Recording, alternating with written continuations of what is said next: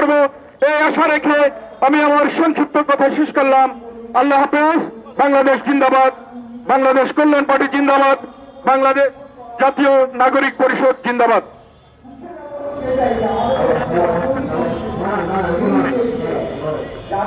জাতীয় বিপ্লবী পরিষদ। সম্মানিত উপস্থিতি, এখন আপনাদের সামনে বক্তব্য নিয়ে আসছেন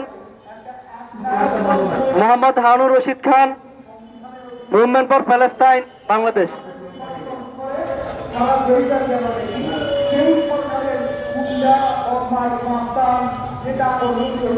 বিসমিল্লাহির রহমানির রহিম। আজকের সবার সম্মানিত সভাপতি, মঞ্চে উপবিষ্ট বিভিন্ন রাজনৈতিক দলের নেতৃবৃন্দ ও আমার বন্ধুবর, আমার সংগ্রামী শুভেচ্ছা গ্রহণ করুন। কিছুদিন আগে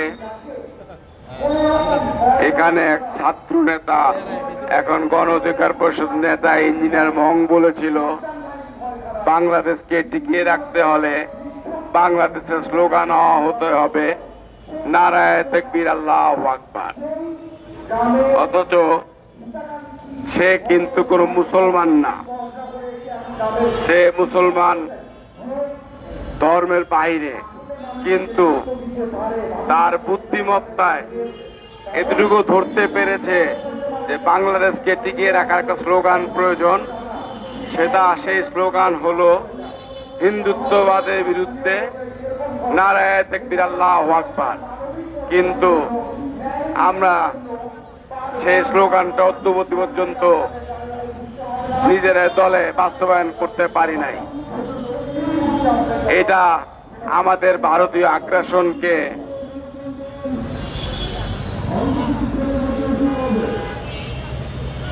ভারতীয় আধিপত্যকে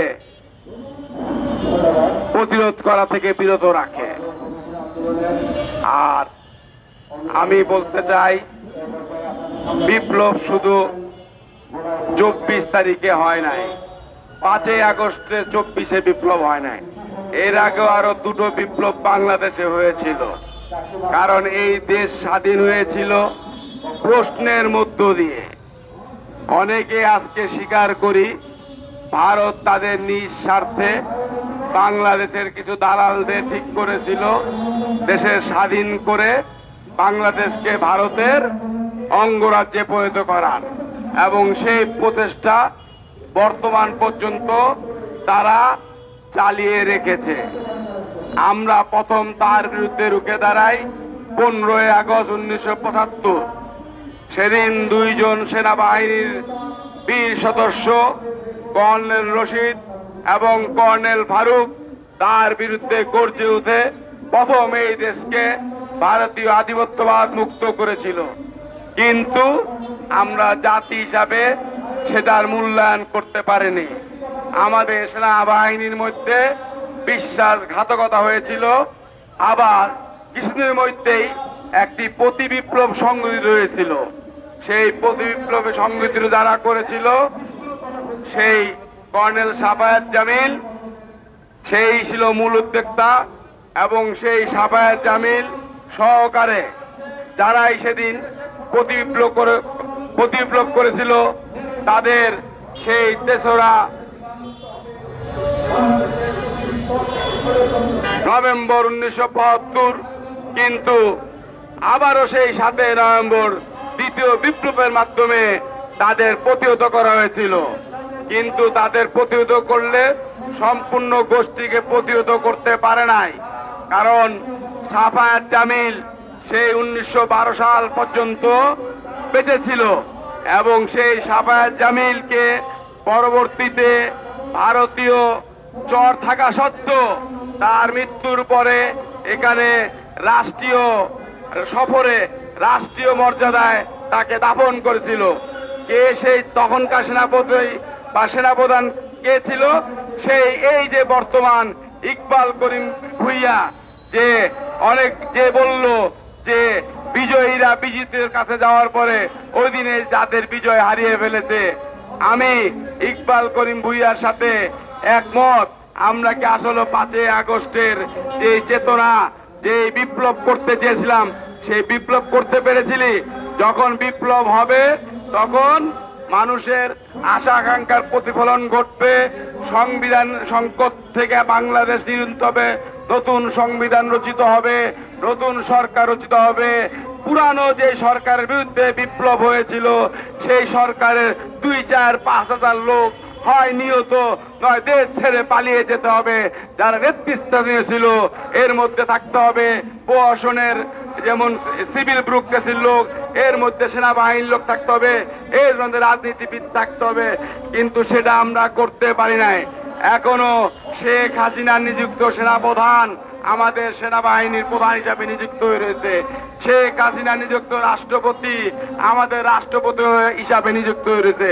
অতএব আমি বলবো 5ই আগস্ট কোনো বিপ্লব হয় নাই, একটি ছোট্ট অভ্যুত্থান হয়েছে, বড় রক্ত দিতে হয়েছে এবং ছোট অভ্যুত্থানের মাধ্যমে আমরা শুধু শেখ হাসিনাকে দেশ থেকে তাড়াতে পেরেছি, আর কিছুই নাই। গতকালকে তার দলের লোকেরা সেই মালিবাগে মিছিল করেছে, শেখ হাসিনা কথায় কথায় ভারত থেকে হুমকি দিচ্ছে, আর আমরা বলছি বিপ্লব করেছি, আমরা পুনরায় স্বাধীন করেছি। এই ধরনের কথা বলে আমরা আমাদের আধিপত্যবাদকেই আমাদের উপরে আধিপত্য চালানোর প্রয়াস করে দিচ্ছে। অতএব সঠিকভাবে যারা আধিপত্যবাদের বিরুদ্ধে কার্যকর পদক্ষেপ নিয়েছে তাদের মূল্যায়ন করতে হবে। এই বলেই আমি আমার বক্তব্য শেষ করছি। জাতীয় বিপ্লব পরিষদকে আবারও ধন্যবাদ। সম্মানিত উপস্থিতি, এখন আপনাদের সামনে বক্তব্য নিয়ে আসবেন মোহাম্মদ সাহেব।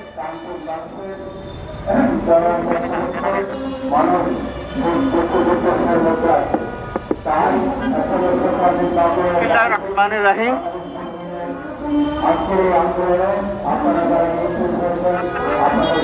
বিসমিল্লাহির রহমানির রহিম। জাতীয় বিপ্লবী পরিষদের বিপ্লবী পরিষদে আয়োজিত আজকে এই মহতী অনুষ্ঠানে আমি আসতে পেরে খুবই আনন্দিত। আমি কিছু কথা আসলে বলতে চাচ্ছি যে বড়াইবাড়ি কাহিনী নিয়ে আসলে কথা বলে শেষ করা যায় না। আমাদের এগুলো যে বিজয়, এই বিজয়গুলো নিয়ে আমাদের আসলে কথা বলা বন্ধ ছিল এতদিন। তো এই বিষয়গুলো কথা এখনো হবে। সাংবাদিক ভাইদের কাছে অনুরোধ করব, আপনারা এগুলো বেশি বেশি প্রচার করবেন। এগুলো আমাদের বিজয় গাথা, এগুলো আমাদের নেক্সট প্রজন্ম যদি না জানে তাহলে তারা কিন্তু সেইভাবে বড় হতে পারবে না, নিজেদেরকে তৈরি করতে পারবে না। তো আমার সংক্ষিপ্ত বক্তব্য এটাই বলবো যে আজকে যদি আমাদের যে বিজয়, এই বিজয় যদি ভারতের বিজয় হতো তাহলে কত সিনেমা নাটক হতো, তৈরি হতো। কিন্তু আজকে দেখেন আমাদের নাটক সিনেমা তো দূরে থাক, আমাদের সামাজিক কোনো কর্মকাণ্ডেই এত বড় বিজয়কে আমরা হাইলাইট করি না। তো আমি সবার কাছে অনুরোধ করব যে আমাদের এই বিজয়টাকে আরো বেশি করে সমাজে প্রচার চালানোর জন্য আমরা সবাই উদ্বুদ্ধ হই। অন্তত পক্ষে যার যার ফেসবুক আছে, আমরা ফেসবুকে হলে 18 তারিখে আমরা এই বড়াইবাড়িকে আমরা প্রাধান্য দিয়ে পোস্ট করব। আমরা সরকারের কাছে অনুরোধ করব এই দিনটাকে আমরা সেলিব্রেট করার জন্য, এই দিনটাকে আমরা একটা বিজয় দিবস হিসেবে আমরা প্রচার করব। ভারতের বিরুদ্ধে আমাদের অনেক বিজয় আছে, কিন্তু আসলে আমাদের বিরুদ্ধে কিন্তু ভারতের কোনো বিজয় নাই। এটাকে এস্টাবলিশ করতে হবে। আমাদের বিজয় গাথাগুলো বারে বারে বেশি বেশি করে সমাজে পরিচালিত করতে হবে। সর্বশেষ একটা কথা, আমি সাংস্কৃতিক পরিমণ্ডলের লোকদেরকে বলবো, আপনারা এটা নিয়ে কোনো সিনেমা বানান, আমাদের বিজয় গাথা নিয়ে সিনেমা বানান, নাটক বানান, সমাজে পরিচয় এগুলো তো ছড়িয়ে যাক। আজকে সিনেমা নাটকে যেভাবে বিভিন্ন ধরনের অপকর্মগুলো তুলে ধরা হচ্ছে, বিড়ি সিগারেট নেশাখোরদের দেখানো হচ্ছে, যেভাবে পরকীয়া দেখানো হচ্ছে, অসামাজিকতা দেখানো হচ্ছে, তার বদলে কিন্তু এইগুলো কিন্তু অনেক আমাদের প্রচার করার জায়গা থাকবে। তো আমরা চাই এই বিষয়ে যদি কোনো সিনেমা নাটক করা হয়, যদি তার জন্য কোনো স্ক্রিপ্ট লেখার দরকার প্রয়োজন পড়ে, আমরা যতটুকু পারি সাহায্য সহযোগিতা করব। আমরা চাই এই দিনটাকে বেশি করে প্রচার করব। তো ঠিক আছে, আমি আমার সংক্ষিপ্ত বক্তব্যের মাধ্যমে শেষ করতে চাই এবং আমি জাতীয় বিপ্লবী পরিষদকে আমাকে কথা বলার জন্য অবশ্যই অনেক অনেক ধন্যবাদ দেব। ভালো থাকেন। আল্লাহু আকবার। ধন্যবাদ। এখন আপনাদের সামনে বক্তব্য নিয়ে আসবেন সাখাওয়াত হোসেন ইবনে মোহন চৌধুরী। আমি ওনাকে ওনার বক্তব্য রাখার জন্য অনুরোধ করছি।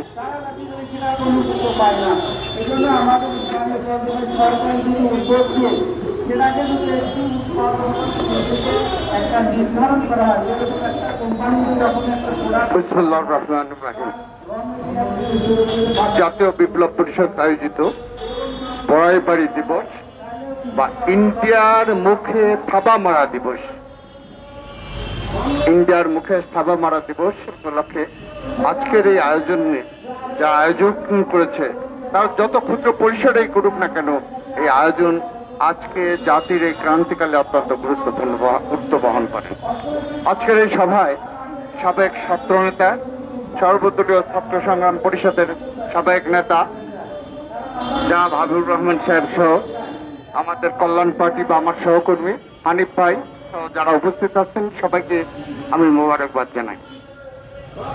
আমি আপনাদের কিছু কথার সাথে দ্বিমত করতে চাই। সেটি হলো, প্রথম কথা হচ্ছে ভারত 1946 সালে ভেঙে গেছে, এখন আর ভারত নাই, তাদের অফিসিয়াল নাম হলো ইন্ডিয়া।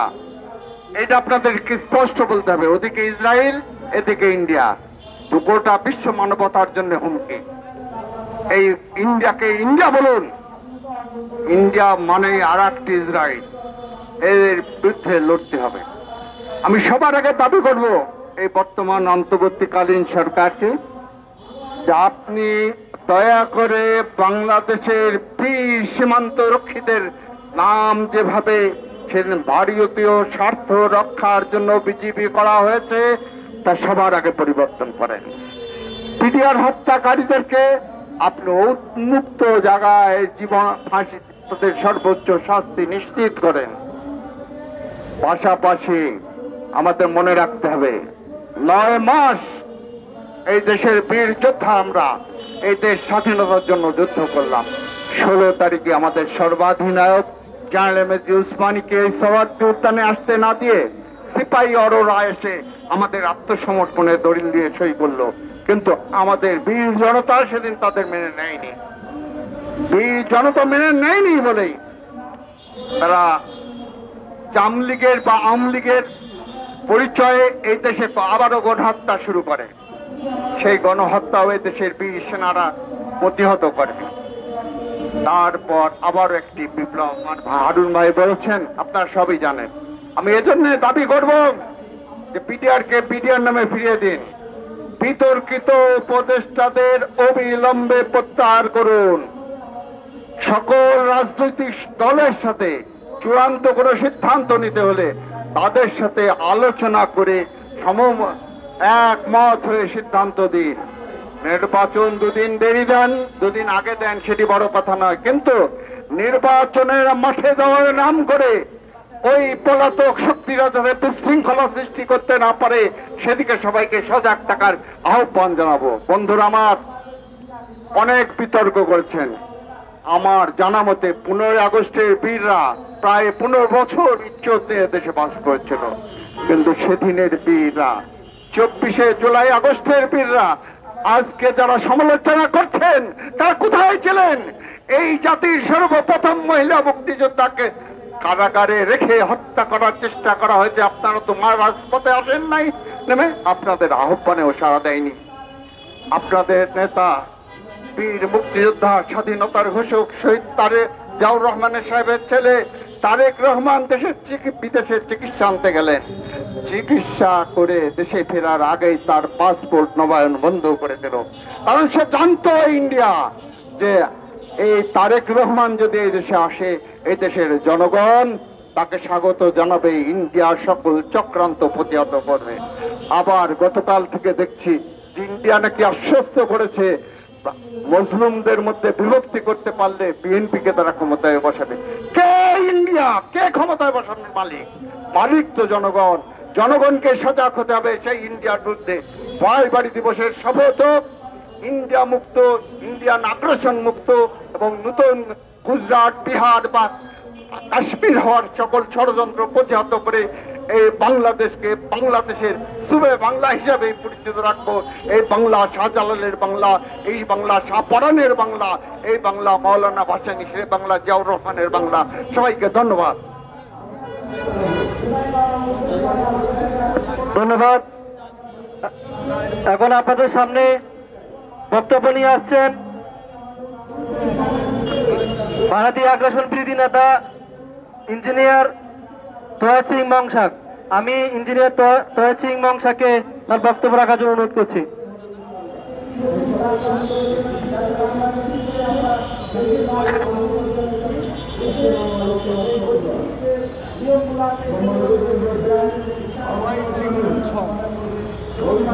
সবাইকে আসসালামু আলাইকুম। লুচু আসবানায়মা, আমরা এখানে আসতে যে কারণে এসেছি তার কারণটা হচ্ছে আমাদের বাংলাদেশের গর্বিত চৌকস দেশপ্রেমিক ভাইদের যারা বাংলাদেশের পক্ষে অবদান রেখেছে, সেই বড়াইমারি গ্রামের বড়াইমারি দিবসটিকে আপনার বাংলাদেশের জাতীয় দিবস হিসেবে উদযাপনের দাবি নিয়ে আমরা এখানে এসেছি। আমার আগের অনেক বক্তা এই বিষয় নিয়ে বলে গেছেন, আমি এই জন্য এই বিষয় নিয়ে বলবো না। আমার কথা হচ্ছে বড়াইমারি গ্রাম কোথায়? বড়াইমারি গ্রাম এমন একটা জায়গায় অবস্থিত যেটা বাংলাদেশের এবং ভারতের বর্ডারে। ঠিক তেমনি আমি এমন একটা অঞ্চলের বাসিন্দা যে অঞ্চলকে নিয়ে ভারত প্রতিনিয়ত প্রপাগান্ডা ছড়িয়ে বেড়ায়। ভারত, আপনারা জানেন কিছুদিন আগে আমার সেই পার্বত্য চট্টগ্রামকে নিয়ে ভারত নানাভাবে উস্কে নানা প্রপাগান্ডা ছড়িয়ে বেড়েছে। ভারতের ত্রিপুরা রাজ্যের মুখ্যমন্ত্রী সে বলে পার্বত্য চট্টগ্রাম যে কোনো মুহূর্তে তাদের দখলে নিয়ে যেতে পারবে। সেই সাহস এরা দেখাতে পারছে কিভাবে? এই সাহস দেখাতে পারছে এই কারণে আমার বাংলাদেশের অনেক নাগরিক তাদের পা চাচ্ছে। আমার বাংলাদেশের অনেক নাগরিক তাদের দাবিদারি করছে, তাদের মুখাপেক্ষী হয়ে এখনো বসে আছে। সেই ভারতের দালাল লেসপেন্সার, আপনারা জানেন বাংলাদেশের সেই পাহাড়ে আরেক ফ্যাসিস্ট কিং সেই সন্তু লার্মা ভারতের বাংলাদেশে বসে বাংলাদেশের বিরুদ্ধে কথা বলে যাচ্ছে বা প্রতিনিয়ত আমার পার্বত্য চট্টগ্রাম নিয়ে উস্কানিমূলক কথাবার্তা বলে যাচ্ছে। এই কারণে ভারতের সেভেন সিস্টারের যে সমস্ত রাজনৈতিক নেতৃবৃন্দ আছেন এরা সাহস করে কথা বলছে পার্বত্য চট্টগ্রাম তথা চট্টগ্রাম যে কোনো মুহূর্তে এরা দখলে নিয়ে যেতে পারবে। আমার বাংলাদেশের দেশপ্রেমিক ভাইদেরকে আমি বলতে চাই, আপনারা এই পার্বত্য চট্টগ্রামের দিকে উস্কে নজর দেন। এই পার্বত্য চট্টগ্রামকে এরা উস্কিয়ে ভাতৃঘাতী সংঘাত তৈরি করে এরা প্রতিনিয়ত বাংলাদেশটিকে বিচ্ছিন্ন করার জন্য ওরা পায়তারা করছে। আপনারা সকলে জানেন আমাদের বান্দরবান জেলা এবং সেভেন সিস্টার আর মায়ানমারের দুইটা রাজ্য নিয়ে নতুন রাষ্ট্র বিনির্মাণের জন্য পশ্চিমা বিশ্ব উঠে পড়ে লেগেছে। তাই আমাদেরকে সতর্কতার সহিত এটাকে হ্যান্ডেল করতে হবে। তাই আমার এই বাংলাদেশে বিগত সরকার যারা ছিল এই সরকারগুলো এই পার্বত্য চট্টগ্রামের দিকে সুনজর দেয় নাই, যেমনটা আমাদের উত্তরাঞ্চলের জেলাগুলোকে নজর দেয় নাই। যেমনটা আপনার বড়াইবাড়ি গ্রাম, এই গ্রামের যে সমস্ত বর্ডার অঞ্চল যেমন লালমনিরহাটে আমাদের একটা যে বিমানবন্দর হওয়ার কথা, এই বিমানবন্দর আমাদের চালু করতে হবে। ঠিক তেমনি বাংলাদেশের সাথে যে ভারত আমাদেরকে ট্রান্সশিপমেন্ট বাতিল করেছে, আমাদের বাংলাদেশের সাথে যে সকল অবৈধ চুক্তি শেখ হাসিনা করে গেছে এই সকল অবৈধ চুক্তি ভারতের সাথে করা এই চুক্তি আমাদের বাতিল করতে হবে। এই সমস্ত বাতিল চুক্তি করার মাধ্যমে আমি আরেকটা বলি, আমাদের চট্টগ্রামের ফেনী সে ফেনী এই চিকেন নেকের মতো ছোট একটা করিডোর রয়েছে। এই করিডোরে ভারতকে আওয়ামী লীগ লিজ দিয়ে গেছে। ফেনী অঞ্চলে বিশাল আপনার ইকোনমিক জোন, এই ইকোনমিক জোনে ভারতের সাথে দেওয়া লিজ বাতিল করতে হবে। এই সমস্ত লিজ যদি আমরা বাতিল করি, আমরা যদি বাংলাদেশের সাথে আপনার রেল করিডোর, আপনার বন্দর, ট্রানজিট গুলো আমরা বাতিল করে বন্ধ করতে হবে, যেমনটা ভারত আমাদের সাথে ট্রান্সশিপমেন্ট বাতিল করেছে। সকলকে ধন্যবাদ। ধন্যবাদ। এখন আপনাদের সামনে বক্তব্য নিয়ে আসছেন আমজনতা দলের দপ্তর সম্পাদক আরিফ বিল্লাহ।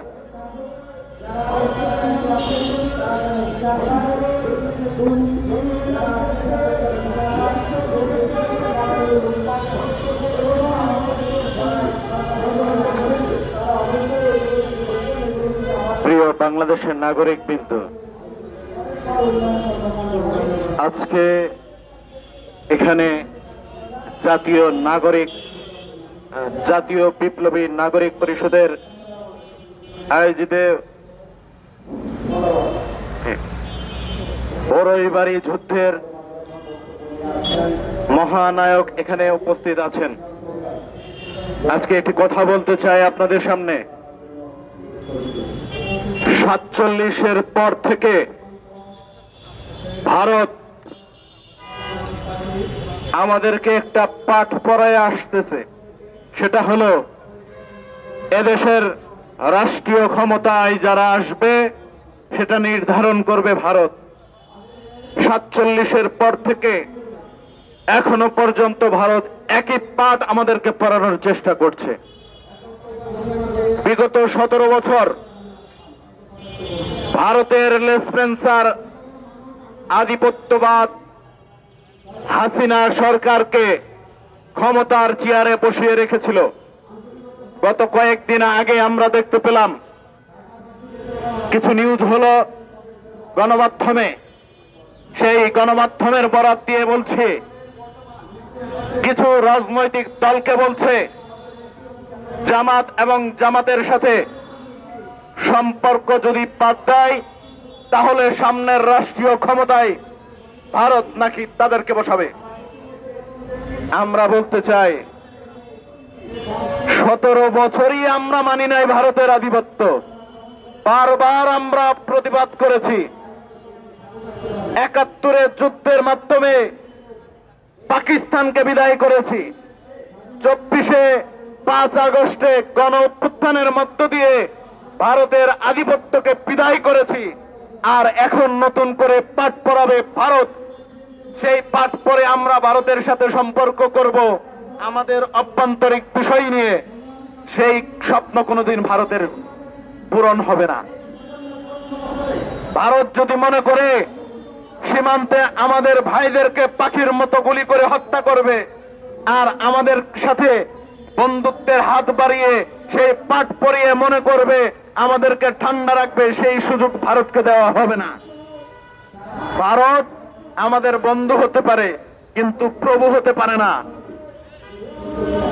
বড়ইবাড়ির যুদ্ধের মধ্য দিয়ে আমরা বুঝিয়ে দিয়েছি, এইরকম আরো যুদ্ধ যদি মনে করে ভারত দেখতে চায়, সেটার জন্য ভারতকে অপেক্ষা করতে হবে।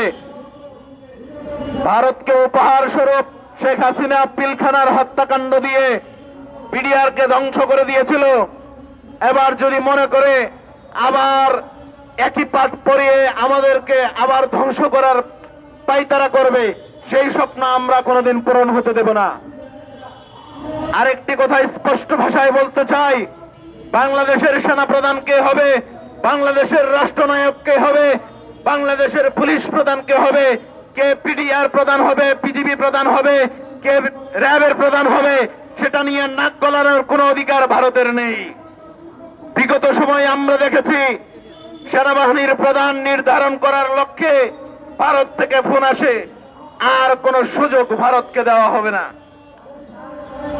ভারতের সাথে সম্পর্ক একটাই, পার্শ্ববর্তী রাষ্ট্র প্রতিবেশীর থেকে যদি বেশি কিছু ভারত মনে করে আমাদের কাছ থেকে চায়, আমরা সেই সুযোগ দিতে প্রস্তুত নই।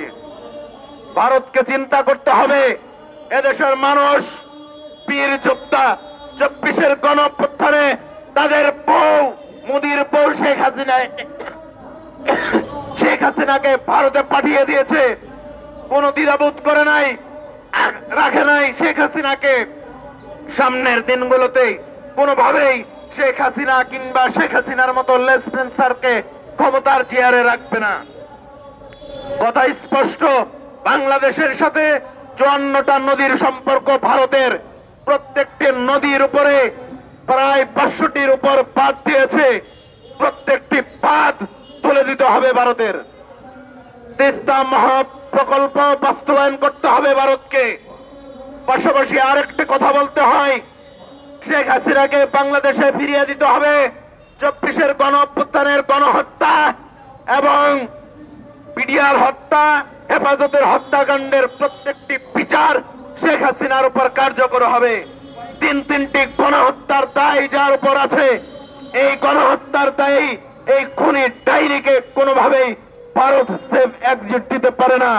তাই বলবো, ভারত যদি বন্ধুত্ব চায় বাংলাদেশের সাথে, তাহলে তিস্তা মহাপ্রকল্প বাস্তবায়ন করতে হবে এবং বন্ধুত্ব সুলভ সম্পর্ক রাখতে হলে সীমান্তে হত্যাকাণ্ড বন্ধ করতে হবে, প্রত্যেকটি হত্যার বিচার করতে হবে, শেখ হাসিনাকে বাংলাদেশে ফিরিয়ে দিয়ে বিচারের সুব্যবস্থা করার জন্য সহযোগিতা করতে হবে। ধন্যবাদ।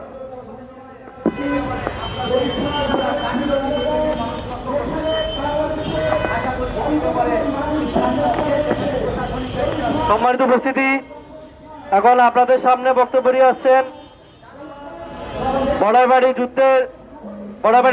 যুদ্ধে যিনি প্রথম সংবাদদাতা ছিলেন, সেই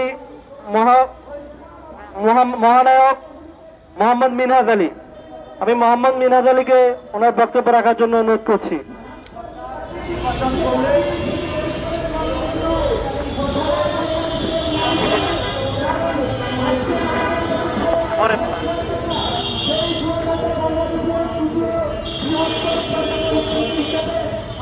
আসসালামু আলাইকুম।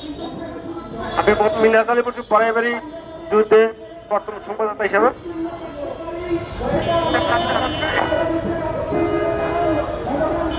আমি ওই দিন ভোরবেলা তিনি ধান খেতে পানিতে দেখি ভারতে আগ্রাসন বিএসএফ আমাদের জমিতে আসছে। তখন আমি জমি থেকে দূরে ক্যাম্পে যে প্রথম সংবাদ দিই যে ভারতের বিএসএফ আমাদের ক্যাম্প এবং বাড়িতে চলে আসছে।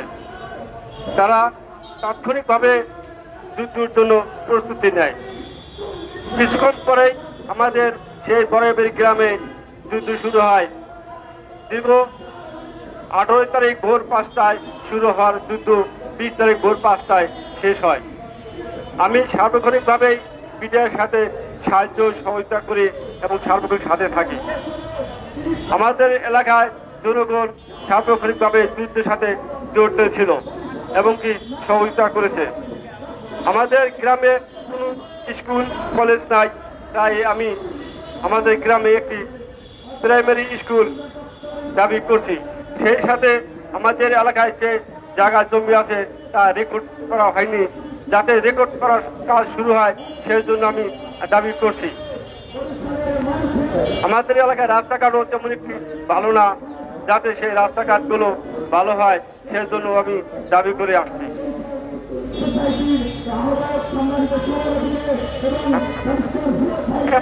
আমি আমার বক্তব্য দীর্ঘায়িত করতে চাই না, এ বলে আমি আমার বক্তব্য শেষ করছি। আসসালামু আলাইকুম। ধন্যবাদ। যে সরাসরি যুদ্ধে অংশগ্রহণ করা আমাদের বীর মহানায়ক মিনহাজ ভাইকে এ পর্যায়ে আমাদের সামনে বক্তব্য নিয়ে আসছেন বড়াইবাড়ি যুদ্ধের নেতৃত্ব দানকারী আমাদের সেই বীর সৈনিক জনাব সাইফুল ইসলাম লাল মিয়া ভাই। জনাব সাইফুল ইসলাম লাল মিয়া ভাইকে তার যুদ্ধের স্মৃতিচারণ ও তার এই যুদ্ধের বিষয়ে আমাদেরকে কিছু ইতিহাস জানানোর অনুরোধ জানাচ্ছি।